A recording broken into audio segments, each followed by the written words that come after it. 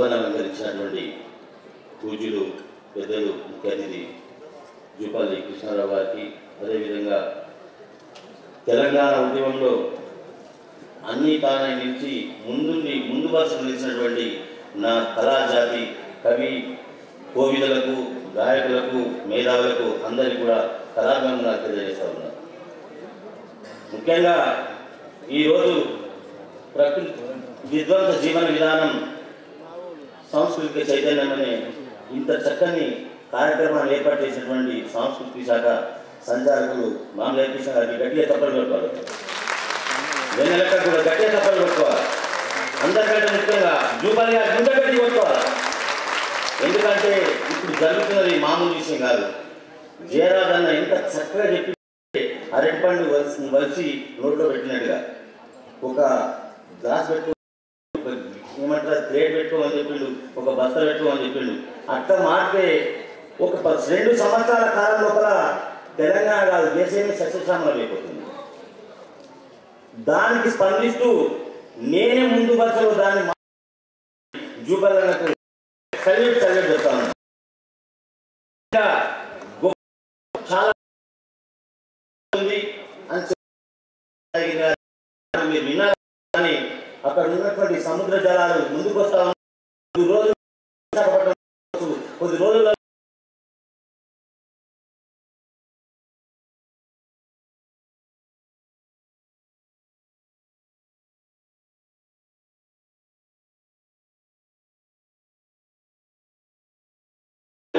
ఈ online games చాలా మార్పు ప్రదర్శన ఇప్పించేసేసి ప్రజల లోపల చైతన్యం తీసుకొచ్చే విధంగా మీరు సూచనలు ఇస్తారని కోరుకుంటూ, this is my humble request. Sir, ఇప్పటివరకు ఎవరైతే లొల్లు చేసిండ్రో వాళ్ళు లొల్లు చేసింది మనని ఏదో అవమానపరచడం కాదు, వాళ్ళ కడుపు కోతను మనం ముందుంచింది సార్ అని మాత్రం చూసుకోవాలా. మేము గత 10 సంవత్సరాలుగా కొట్లాడుతూ ఉన్నాము. టీఆర్ఎస్ ప్రభుత్వం ఎప్పుడు కూడా మమ్మల్ని దగ్గరికి రాలేదని ప్రజాప్రభుత్వం, సోనియమ్మ ప్రభుత్వం, రేవంత్ అన్న ప్రభుత్వం మనకు చేయూతనిస్తుంది, న్యాయం చేస్తున్నటువంటి గంటపరంగా మాకు ఆశా వ్యక్తం చేస్తున్నాం. ఒక 720 మంది కళాకారుల లిస్టు సీఎం పేసి మేము పంపించడం జరిగింది. దయచేసి మంత్రి గారు దాన్ని దృష్టిలో పెట్టుకొని ప్లీజ్ దయచేసి మాకు న్యాయం చేస్తారని కోరుకుంటూ, ప్రజల కొరకు పాటు పడే కళాకారులం, పగలు రాత్రి వెలుగునిచ్చే సూర్య చంద్రులం. గట్టిగా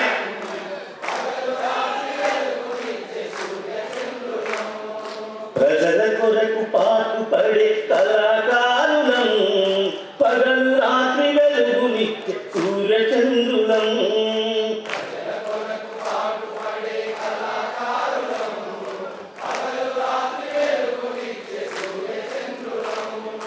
జోల పాట పాడి అమ్మ పాట నేర్పెనా,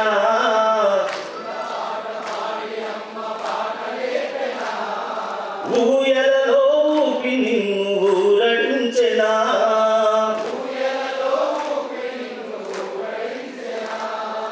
అమ్మ రుణం తీర్చ శక్తి లేకపోయినా,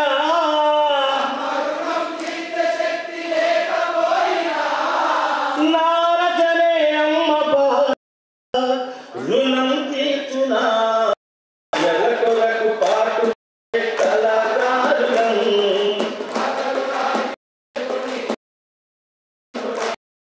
థ్యాంక్ యూ. ఈ అవకాశం ఇచ్చినటువంటి పెద్దలకు థ్యాంక్ యూ.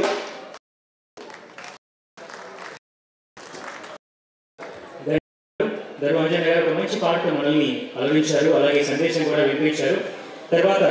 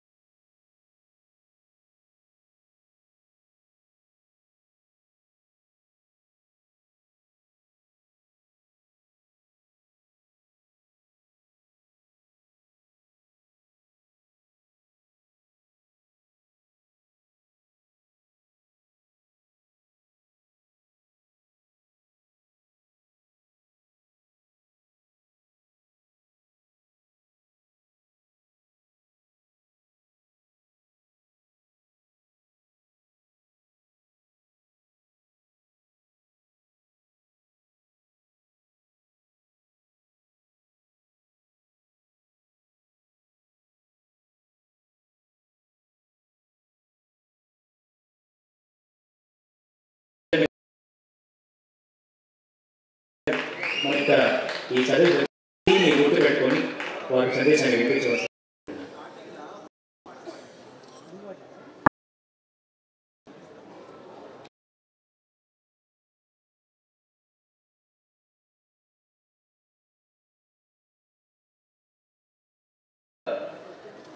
తెలంగాణ ఉద్యమంలో అన్ని తానే నిలిచి ముందు వరుస నిలిచినటువంటి నా కళాజాతి కవి కోవిదలకు గాయకులకు మేధావులకు అందరికీ కూడా కళాభివందనాలు తెలియజేస్తా ఉన్నారు.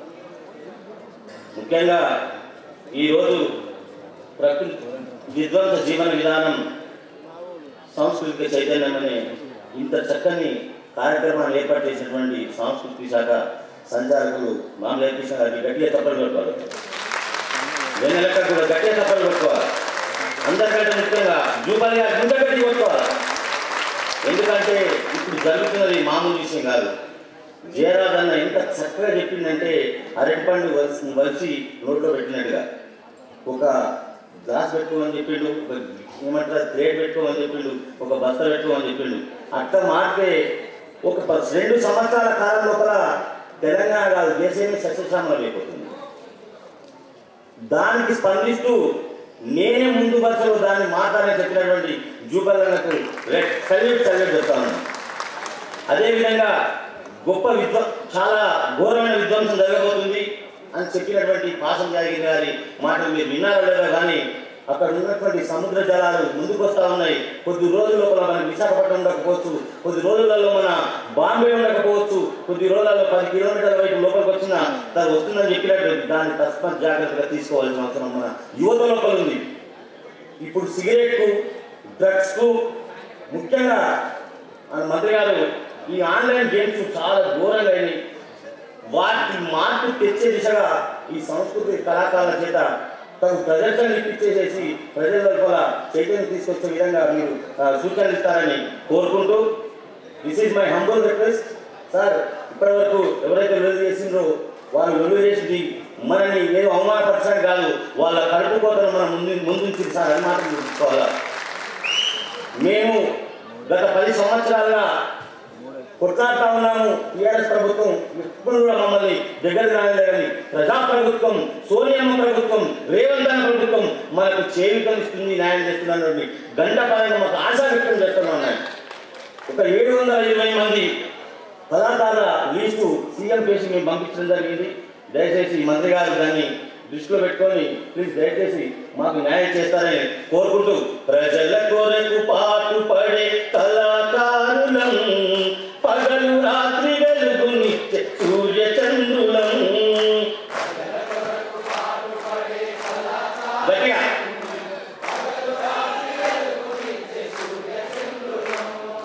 ప్రజల కొరకు పాటు పడే కళాకారులం పగలు రాత్రి వెలుగునిచ్చే సూర్య చంద్రులం.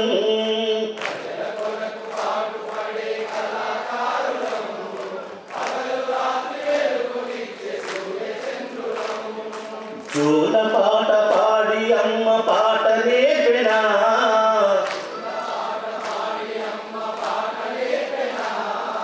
ఊయలలో ఊపి నిన్ను ఊరడించెనా,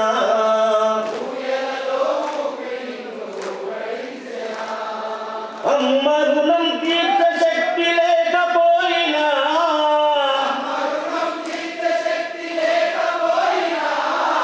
నారచనే అమ్మ పాట రుణం తీర్చునా. ప్రజల కొరకు పాటు పడే కళాకారులం.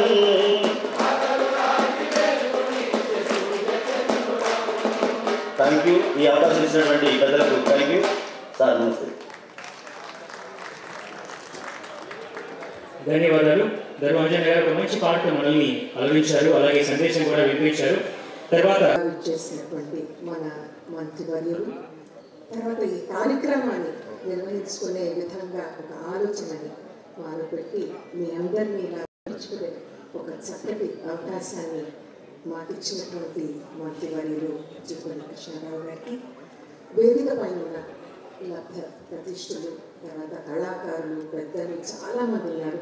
వారందరికీ కూడా సాదరంగా వినయంగా వారందరికీ కూడా నేను నమస్కరిస్తున్నాను. అలాగే నా ముందున్నటువంటి నా కుటుంబంలో సభ్యులు, కళాకారులు, గురువులు, పెద్దలు, సాహితీవేత్తలు అందరికీ, కళాకారులందరికీ కూడా సాధారణంగా మరొకసారి ఆహ్వానం పలుకుతూ నమస్కరిస్తున్నాను. ఈనాటి చక్కటి కార్యక్రమాన్ని నిర్వహించుకునే విధంగా మమ్మల్ని ఆదేశించి మిమ్మల్ని అందరినీ కూడా ఇక్కడికి రప్పించి మిమ్మల్ని కలుసుకునే చక్కటి అవకాశాన్ని మాకు వారు మాకెంతో స్ఫూర్తినిస్తూ మమ్మల్ని చేపట్టుకొని నడిపిస్తున్నారు. మేము అంతా కూడా ఈ ఒక వంతెన మాత్రమే, మీ అందరినీ కూడా ఒక మంచి వైపు నడిపించడానికి మేమందరం కూడా అదే దిశగా పనిచేస్తున్నాము. మంత్రివర్యులు ఎన్నో చక్కటి విషయాలని మన ముందు ఇచ్చారు. ఒకటి, కళాకారులుగా ఒక పెద్ద బాధ్యత. ఎందుకంటే మీకు తెలుసు, ఉద్యమంలో కళాకారులు వారి ప్రాంతంలో మనకు అందరికీ కూడా తెలుసు. అలాగే మనం మన సమాజాన్ని బాగుపరుచుకునే విధంగా మనం అందరం కూడా బాధ్యతతో వ్యవహరిస్తే మనం ఈ సమాజాన్ని మనం ఎంతో నేను చాలా దృఢంగా నమ్ముతున్నాను. ఎందుకంటే హరికృష్ణ గారు ముందే చెప్పారు, మనం కళాకారులను చాలా సున్నిత మనస్తత్వం అనేది మనం అందరం కూడా ఒప్పుకుంటాం. మన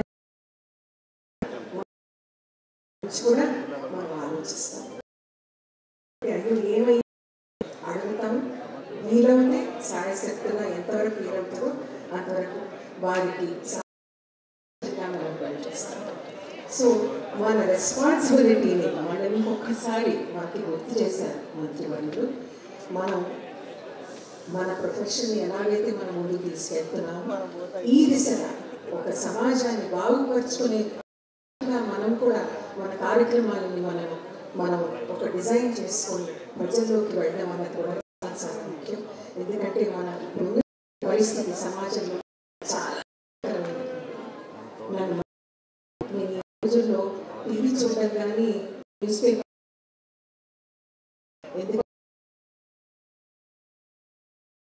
వినవలసి వస్తుందో ఏం చదవవలసి వస్తుందో అని భయపడుతున్నాను. ఎందుకంటే పిల్లలు మన సమాజం ఎటువైపు వెళ్తున్నాయో అర్థం కావచ్చు. ఒక కుటుంబానికి ఎంతైతే బాధ్యత ఉందో, ఒక తల్లికి ఎంతైతే బాధ్యత ఉందో, మనం కూడా కళాకారులుగా మనకు కూడా అంతే దానికంటే ఎక్కువ బాధ్యత ఉంది అని నేను నమ్ముతున్నాను. వారు చెప్పినట్టు మన సంస్కృతి ఇప్పుడు మనకు ఉన్నటువంటి ఒక హిస్టారికల్ సైట్స్ ఏవైతే ఉన్నాయో, తర్వాత మన ఆలయాల సంపద మనకి ఎంతో ఉంది మన రాష్ట్రంలో. ఇవన్నిటినీ కూడా మనం కలుపుకుంటే, చేయి పట్టుకొని మనం నడిస్తే మన కళాకారులకి ఒక అవకాశం, వాళ్ళ కళని ప్రదర్శించే ఒక అవకాశమే కాకుండా మీరు చెప్పిన విధంగా ఒక సమాజాన్ని మనం బాగుపరుచుకునే విధంగా మనం వాటిని మనం యూజ్ చేసుకోవచ్చు. నేను వినయంగా మనవి చేసుకుంటున్నాను.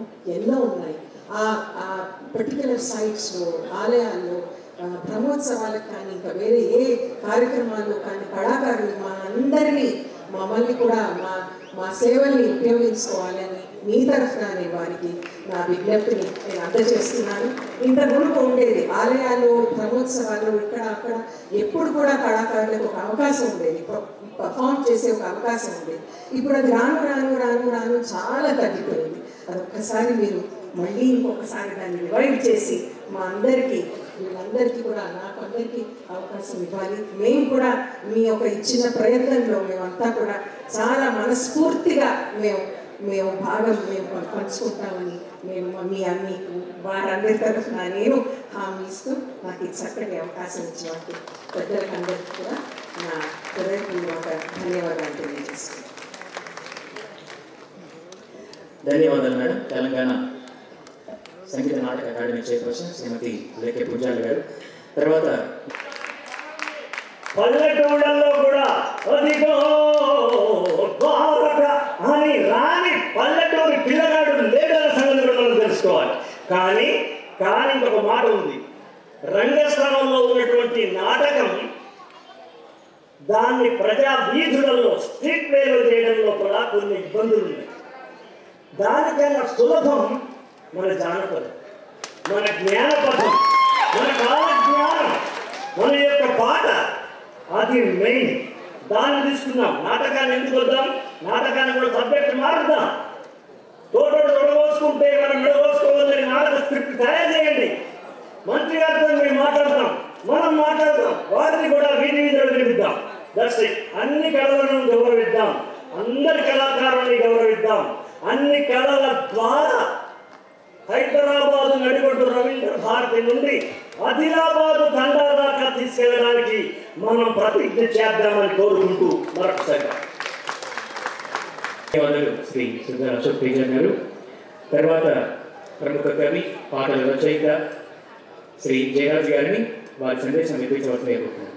శ్రీ జయరాజు గారు ఒకసారి మీ హర్షధ్వానంతో వారికి ఆహ్వానించవచ్చు.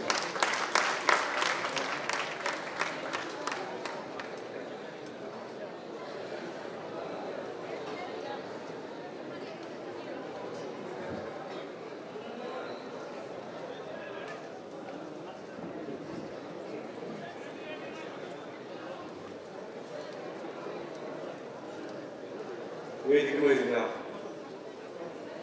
ప్రముఖ కవులు, కళాకారులు, అనేక మంది విజేతలు, వేదిక ముందు చాలా మంది మహానుభావులు ఉన్నారు. ఒక మంచి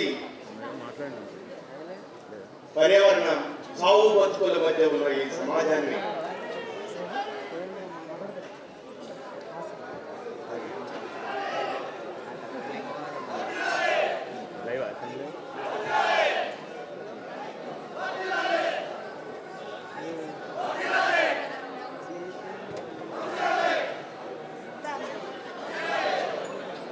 సాగు బతుకుల్లో ఉన్నాయి.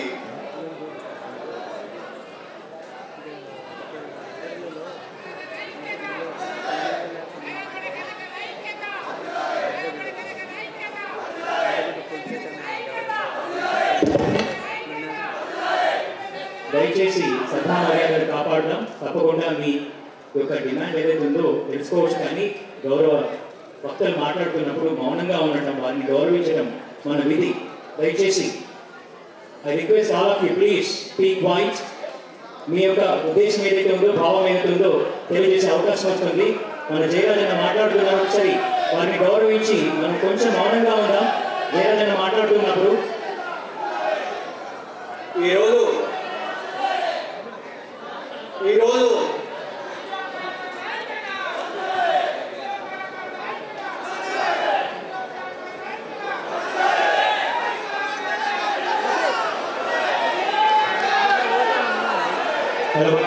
ఇదండి సుధా అశోక్ తేజ గారు చాలా అత్యద్భుతంగా చెప్పారు మన కళాకారుల గురించి, కళా ఔన్నత్యం గురించి. అలాగే మౌనంగా ఉండాల్సిన అవసరం కూడా ఉంది, ఎందుకంటే ఇంత అత్యద్భుతమైన కార్యక్రమం జరుగుతూ ఉంది. ప్లీజ్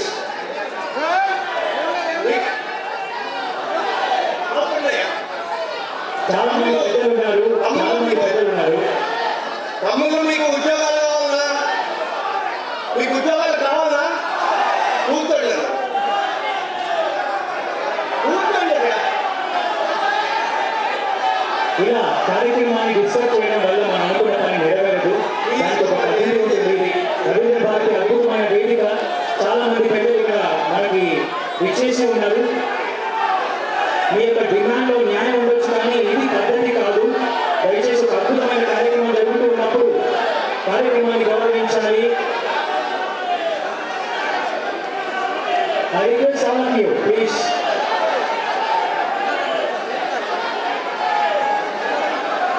దయచేసి పోలీసు డిపార్ట్మెంట్ ఒకసారి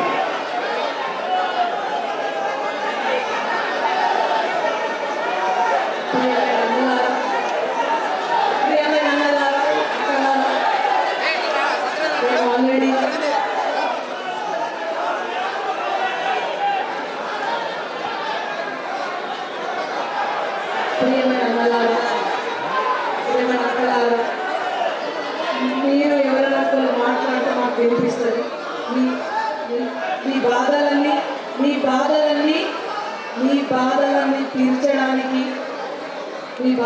తీర్చడానికి ఈ ప్రభుత్వం ఉంది. ఈ బాధలన్నీ అంతా కలిసి తీర్చుకోవడానికే సమీక్షించుకోవడానికే ఈ వేదికని మనం ఎంచుకున్నాము. మీ అందరి తరఫున నేను తప్పకుండా నా ప్రభుత్వానికి విన్నవించుకుంటాను. చెప్తాను టైం ఇస్తాను. ఫస్ట్ ఈ వేదికని ఆగే మిత్రులారా ప్లీజ్ ఒక్క నిమిషం ఆగండి. మన మంత్రి గారు వచ్చారు.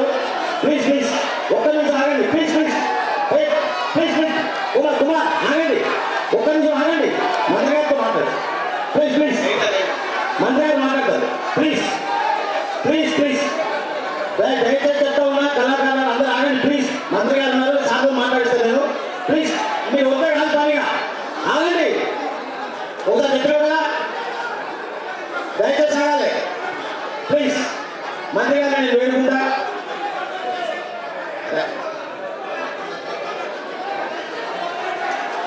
మీకందరి కోసం ఇంతకుముందు మాట్లాడడం జరిగింది. మంత్రి గారు ఇచ్చిన వాగ్దానాన్ని మనం నెరవేర్చున్నాం. దయచేసి ఈ రకంగా ఇది అగైనెస్ట్ చేయొద్దు. ఇంతకు ముందే నెల రోజుల నుంచి మాట్లాడుతున్నారు. ప్లీజ్ ప్లీజ్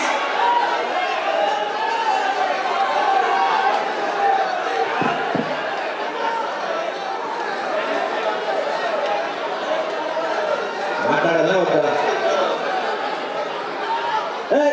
కళాకారులారా ప్లీజ్ ఒకసారి ప్లీజ్ ఎవరు మాట్లాడదు.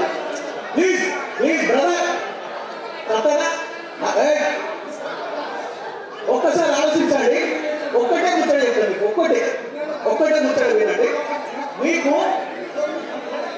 కాంగ్రెస్ ప్రభుత్వం ఇంత స్వేచ్ఛ ఇచ్చింది. తెలంగాణ రాష్ట్రం ఏర్పడ్డ 10 సంవత్సరాలు ఎక్కడన్నా మాట్లాడినా టీఆర్ఎస్ ప్రభుత్వంలో కేసీఆర్ ప్రభుత్వం మీరు ఇక ఒత్తుకోవాలేదా? రవీంద్ర భారతికి రాగలేదా? చెప్పండి. ఇంత స్వేచ్ఛ ఇచ్చారు.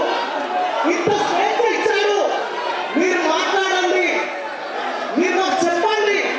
సలహా ఇవ్వండి. ఇంత స్వేచ్ఛ ఇచ్చి పిలిచారు. ఒకసారి ఆలోచించండి. ఆగండి.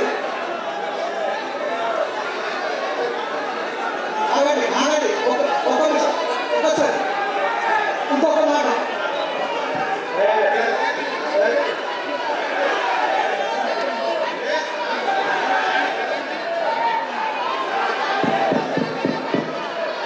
మాట్లాడాలా వద్దా?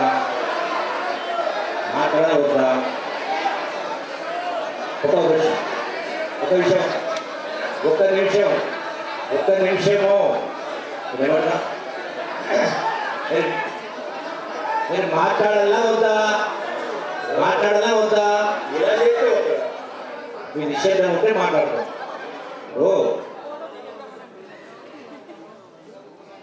నేను మాట్లాడిన దాని ఇంతకుముందు ఏమర్థమైంది?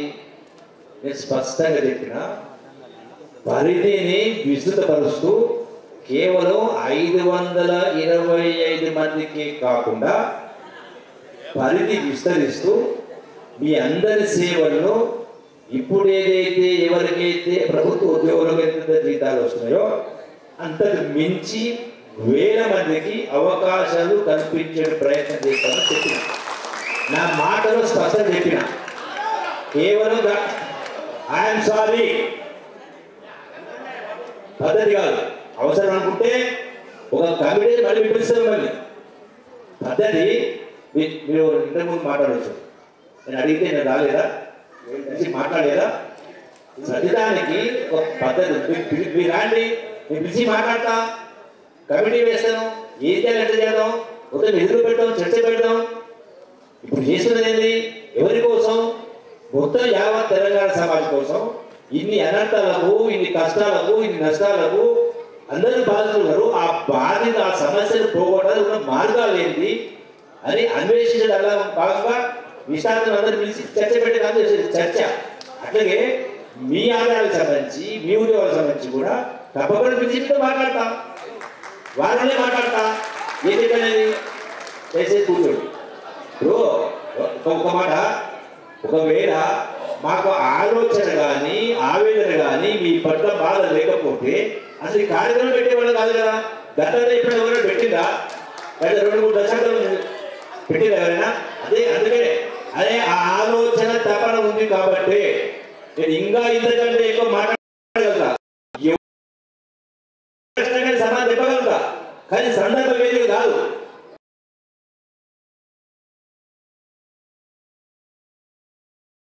Okay, thank you. పిలిచి మాట్లాడతా అని చెప్పిన ఈ మీటింగ్ క్యాన్సిల్ చేద్దామా? మీటింగ్ అన్నది అందరూ వెళ్ళిపోవాలి చెప్తారు, నేను వెళ్ళిపోతాను. మరి మిత్రులారా, పిలిచి మాట్లాడు, సందర్భం ఉంటుంది. ఇప్పుడు పద్ధతి ఉంటే సందర్భం ఉంటుంది. దాని వల్ల కళాకారులు 10 మంది సమాజాన్ని చైతన్యం చేసేవాళ్ళు. దానికి పద్ధతి ఉంటుంది. అక్కడ ఉండే చైతన్యం చేసే పద్ధతి చేస్తే కళాకారులందరూ కూర్చోవాలి. మిత్రులారా,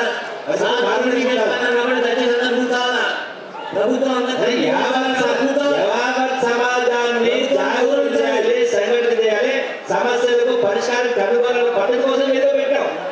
ఆ స్ఫూర్తి కోల్పోతే ఎట్లా, స్పృహ కోల్పోతే ఎట్లా? ఇంతమంది కాదు కదా.